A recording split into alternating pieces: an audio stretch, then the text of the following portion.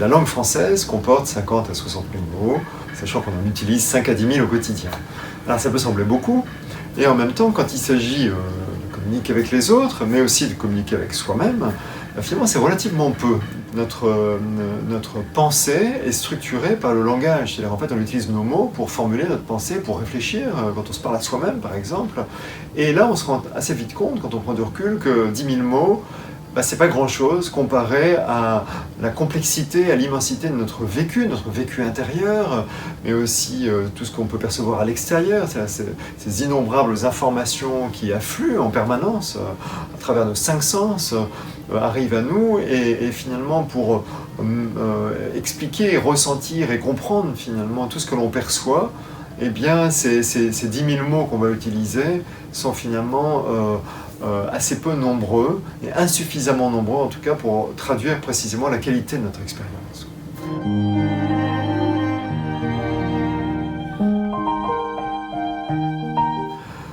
C'est là où l'art entre en scène. Pourquoi ? Parce que les artistes, pour moi, ont cette faculté de comprendre le monde, de percevoir le monde et de capter des choses de manière non mentale, si vous voulez, non cérébrale. Ils ne réfléchissent pas avec des mots, ils ressentent les choses. Ils les ressentent, parfois de manière assez confuse, notamment par des émotions, qu'ils vont retraduire, retranscrire dans leurs œuvres.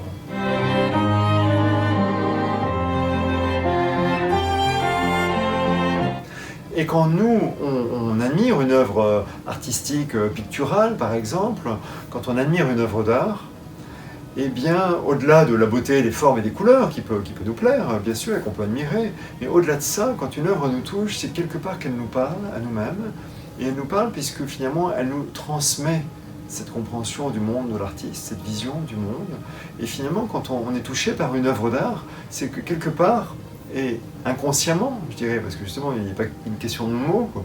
Inconsciemment, cette œuvre nous dit quelque chose de nous-mêmes, elle nous dit quelque chose de notre vie, et de notre compréhension au monde, de notre relation au monde.